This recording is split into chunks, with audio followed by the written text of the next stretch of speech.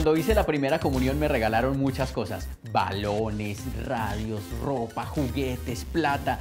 Y lo que hice cuando se terminó la fiesta fue contar la plata, llevársela a mi papá y a mi mamá y decirles: mire, yo pongo esta plata, ajusten ustedes y para mi cumpleaños regálenme una consola de videojuegos. Y así fue. El día de mi cumpleaños recibí el regalo sorpresa: la consola de videojuegos que estaba de moda, la Nintendo. Esa no fue la que me dieron, les alcanzó para una Creation, que era como una versión económica del Nintendo 64. Pero bueno, lo importante era que tenía todos los juegos. Venían en un cartucho que uno soplaba y metía en una consola que estaba conectada al televisor por un cable y un switch. Y uno escogía si se veían las noticias de papá o se veía Mario Bros, porque había un solo televisor.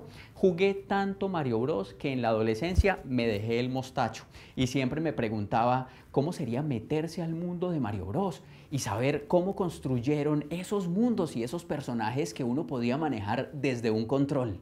Un videojuego técnicamente se puede definir como una aplicación interactiva donde homologamos universos donde las personas pueden representarse de una forma virtual a través de personajes, narrativas, a través de mecánicas de juego, retos, objetivos, obstáculos. Crear tiene ingenio, la ciencia, la tecnología y la innovación detrás de lo que perciben nuestros sentidos. Hoy hablaremos sobre videojuegos.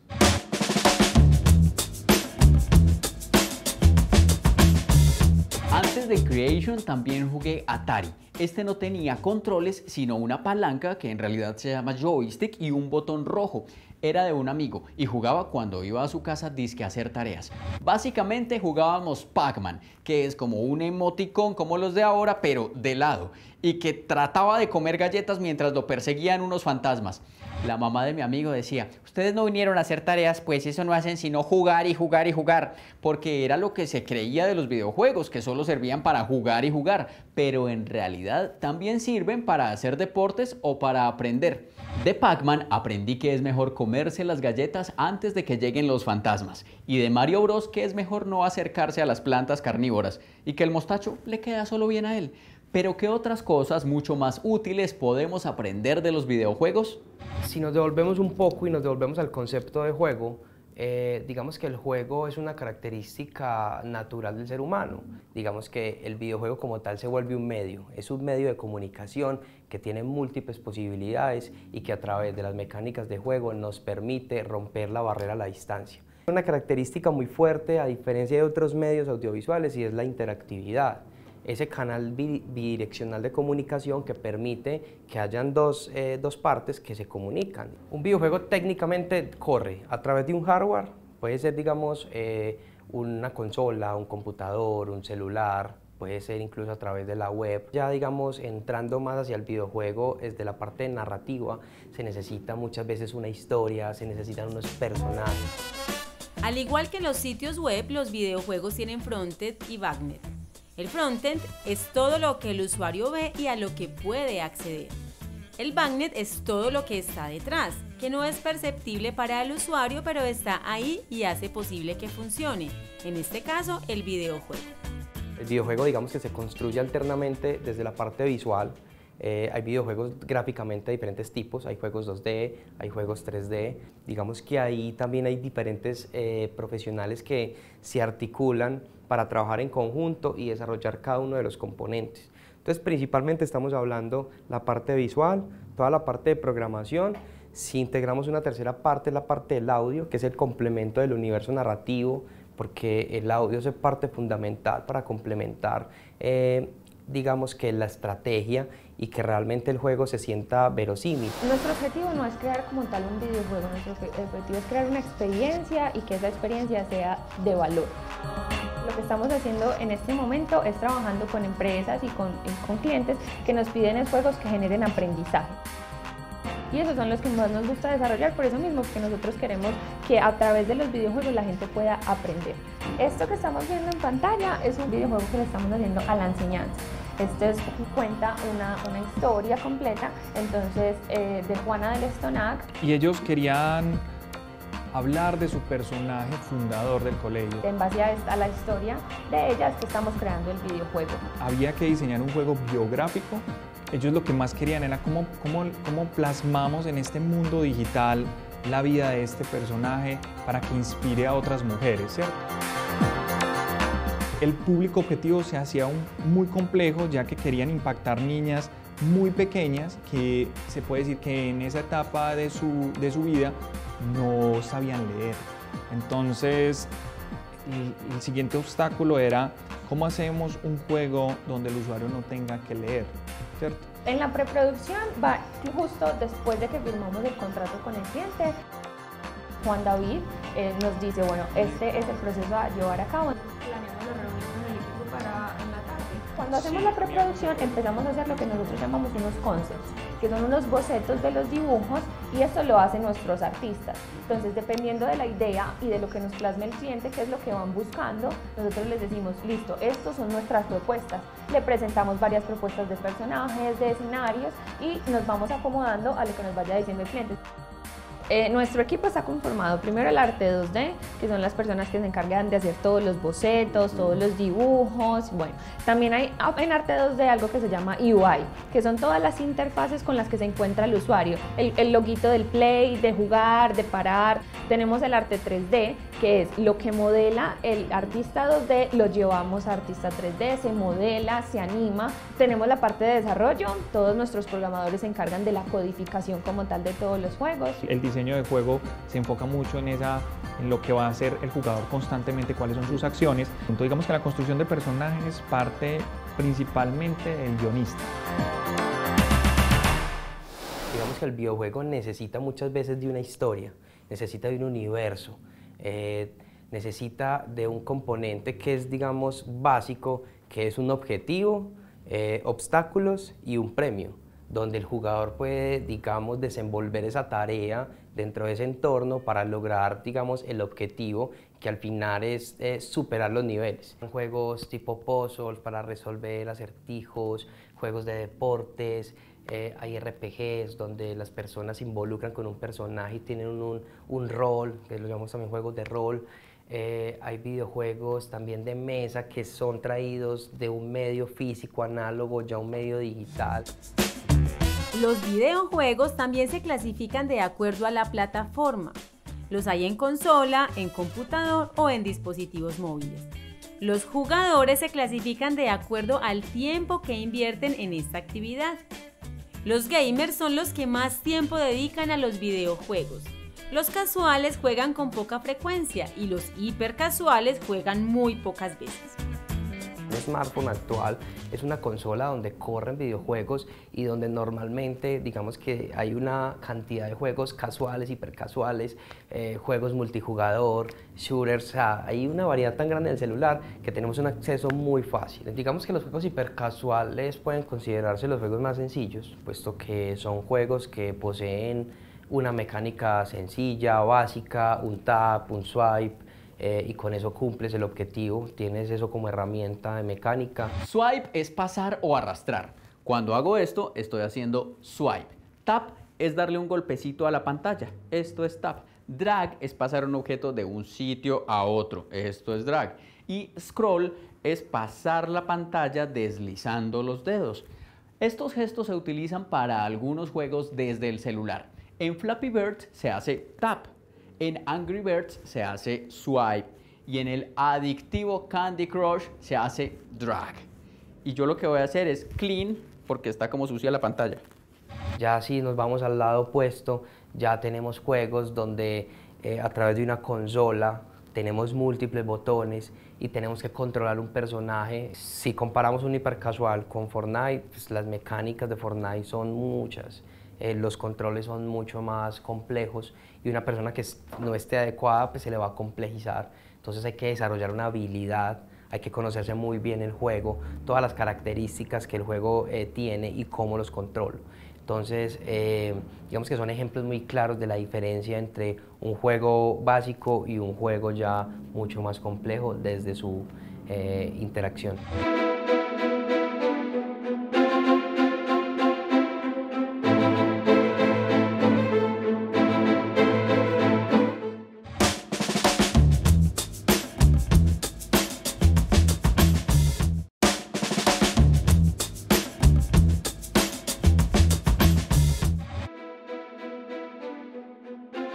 Fusahiro Yamauchi fue un japonés dedicado a la fabricación de hanafuda, que es como se le conoce al naipe tradicional japonés. Su primer negocio tenía el nombre Nintendo Koppai. Koppai significa cartas. Nintendo, deja tu suerte al cielo. La primera innovación de su negocio consistió en fabricar barajas de cartas de estilo occidental. Y durante muchos años se dedicaron a la industria de las cartas de plástico en Japón. Pasado el siglo de existencia, la compañía decidió innovar de nuevo. Diseñó un juego de naipe con personajes de Disney impresos, llamando la atención del público infantil. Los niños se convirtieron en su nuevo público objetivo y por eso en la década de los años 60 comenzaron a fabricar todo tipo de juegos para ellos. Y siguieron innovando. Cuando lanzaron el Laser Clay Shooting System, simulaciones de tiro con rifles de luz y proyectores en estaciones ubicadas en las antiguas boleras. ¿Y qué pasó? El sistema de disparo láser se disparó y sustituyó a los bolos como el principal pasatiempo de los japoneses. La electrónica les quedó sonando y por eso desarrollaron un sistema de videojuegos utilizando reproductor de video electrónico y más adelante diseñaron las primeras consolas domésticas y después lanzaron al mercado las máquinas de juegos operadas con monedas y comenzaron el negocio arcade en Estados Unidos. Para este producto, Nintendo sacó un juego llamado Donkey Kong, en el que un villano era un gorila que había secuestrado a la novia de un pequeño hombrecito con bigote y overol, quien haría todo lo posible para rescatarlo. Mario se llamaba este personaje, quien después protagonizaría su propio videojuego. La compañía Nintendo comenzó como una fábrica de barajas. Nintendo comenzó como una fábrica de naipes. Eso sí es cambiar y evolucionar en el negocio. Uno de los que me gustaba era el que describe mi estado civil, el Forever Alone, o sea, el solitario. Cuando se popularizaron los computadores, se llevó el juego de solitario al computador. Fue en 1990, cuando se presentó en sociedad en el Windows 3.0.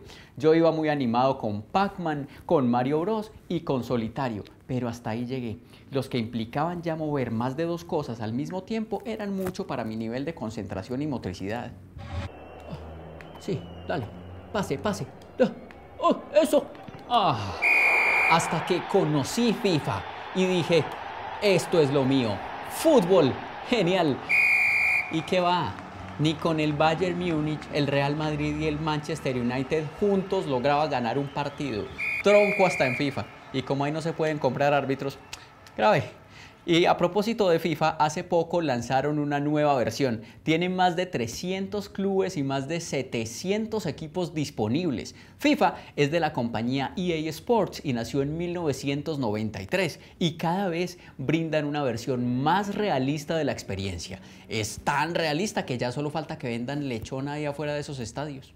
Entonces los videojuegos actualmente no solamente se usan para el sector del entretenimiento, se puede usar para el sector de educación, pueden usar para temas médicos, rehabilitación. Entonces, por ejemplo, hay empresas que utilizan los videojuegos para seleccionar personal, hay empresas que utilizan los videojuegos para formar a sus empleados.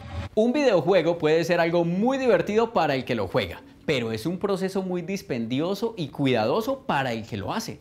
Es como una fábrica de producción en cadena, donde la labor de cada persona es muy importante para todo el proceso. Está desde el que se inventa la historia con un propósito, porque todos los videojuegos tienen una historia. El de Mario, un fontanero que quiere rescatar la princesa. El de Pac-Man, un emoticón que va de perfil comiendo galletas y evitando fantasmas. El de FIFA, jugar o ganar un partido de fútbol o un campeonato. Aunque mi historia sería diferente. Sería como la persona que más partidos puede perder en la historia del mundo. En fin, después de que está la historia, vienen los ilustradores, los graficadores, los animadores 2D y 3D, los programadores, los ingenieros, los guionistas, todo un montón de personas pensando en construir historias que nos inviten a interactuar y que nos saquen de la realidad. Hacer un videojuego no es un juego, es una profesión y muy seria. Estamos con el juego de Juana. Empezamos a mirar cómo serían los escenarios, sobre todo porque queríamos transportar a estos usuarios, estos pequeños usuarios, a ese siglo XVI, a esa Francia de ese tiempo. Tenemos la parte de sonido y efectos especiales que es fundamental porque es lo que lleva también, lo que mejora la experiencia Y la parte de producción, entonces, es llevar a cabo todo esto. Entonces, nosotros hacemos un cronograma y este cronograma tiene todas las tareas, desde desarrollo, desde arte 2D, arte 3D, UI, todas las áreas que tenemos en la empresa, cada una tiene ya sus tareas específicas. Entonces, lo que hacemos en producción es, listo, ya tenemos todo escrito, ahora sí, a llevar a cabo el plan de acción que tenemos. Y así empezamos pues como la historia de esta pequeña niña. Pero queríamos también mirar si podíamos llevar este juego a diferentes plataformas y como estamos impactando niñas que son muy menores y que son muy digitales, nos dimos cuenta que el mejor camino era que todo fuera con tap. Entonces piensen como si esto fuera touch, funcionaría igual como con este mouse. Entonces el control fue fundamental en este caso. Cuando vos empezás a jugar, lo primero que notas, y si el juego es bueno, es que te enganchas y te enfoca. Imaginen eso en una clase. Imaginen un profesor que logre de esa misma función que hace el videojuego, enganchar a sus alumnos y que ellos estén enfocados en el tema que les está dando. En un videojuego te das cuenta, digamos, como juegos como Mario, que tú mueres mucho, pero no hay un riesgo realmente tangible, real, que te haga vos sentir, estoy muriendo. Pero cada vez que mueres, esa retroalimentación que recibes es, me equivoqué en el salto, entonces debo mejorar. Entonces hay retroalimentación, poco riesgo, y a la vez esa retroalimentación te hace mejorar. Imaginen eso en clase, un ciclo donde los estudiantes puedan equivocarse constantemente, recibir retroalimentación de inmediato y asumir de una el conocimiento para mejorar sobre ese conocimiento. Entonces a estos temas actualmente se le conocen como gamificación. Y bueno, pues estamos esperando que este juego pues salga a la luz para hablar de un personaje femenino que realmente la historia necesita conocer.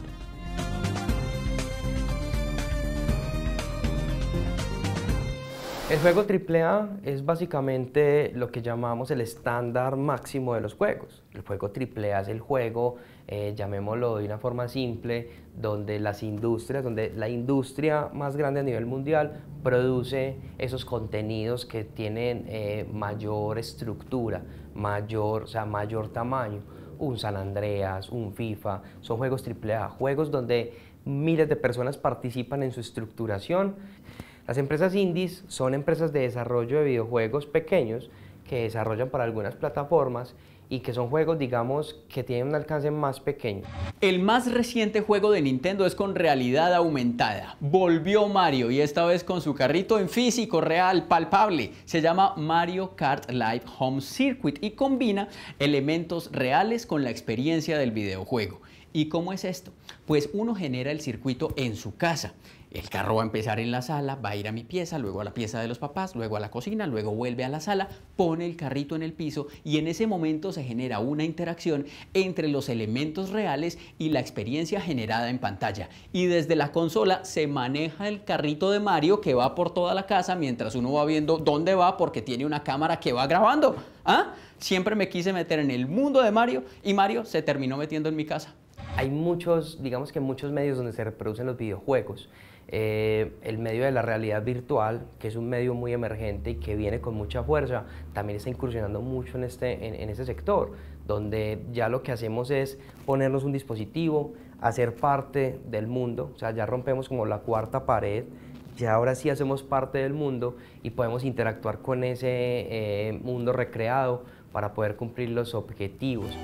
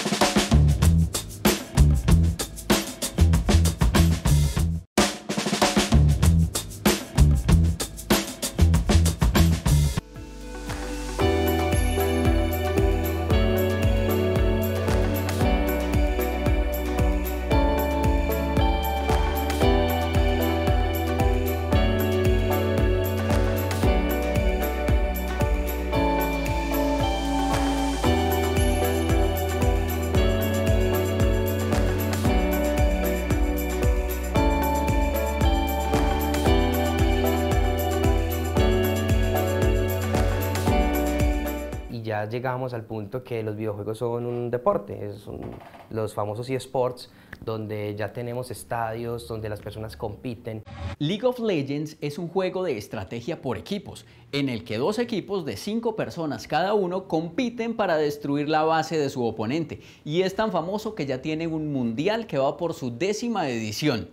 Este mundial es transmitido por señal abierta de televisión, por YouTube, por Twitch y por LOL eSports. LOL eSports es un sitio especializado para los eSports de League of Legends. Y si en esta se están preguntando, ¿y qué es eso de los eSports? Pues los eSports son las competencias de videojuegos de alto nivel, e incluso hay estadios y escenarios exclusivos para los eSports.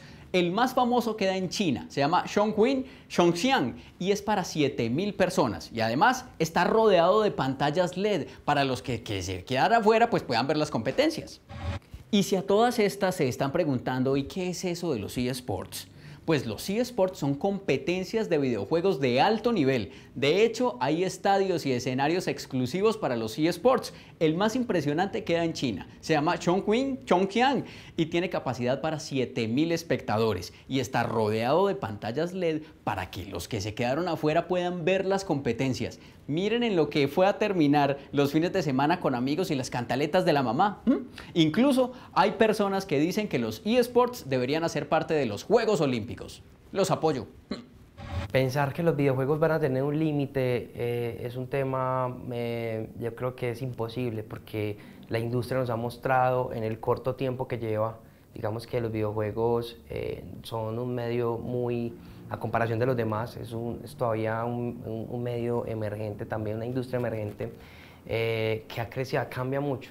Entonces, de aquí a unos 10, 20 años estamos hablando de unas plataformas totalmente diferentes a las de ahora y donde vamos a decir qué cosa tan increíble, porque ahorita la tendencia es que nosotros vamos a ser parte de los videojuegos, o sea, nosotros hacemos parte de esos mundos recreados. En Colombia la industria de los videojuegos ha crecido mucho, hay muchas empresas ya que se dedican a crear IPs propias y que ya las comercializan.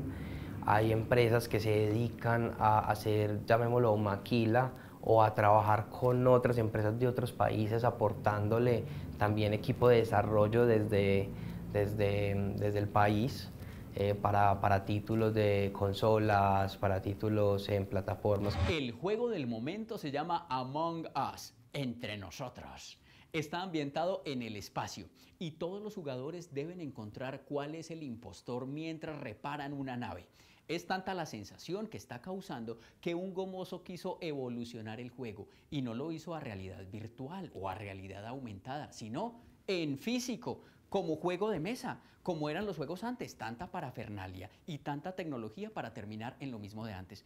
Pero es que lo mismo de antes termina volviendo, como por ejemplo el Atari o Mario Bros clásico o hasta Veracruz Estéreo.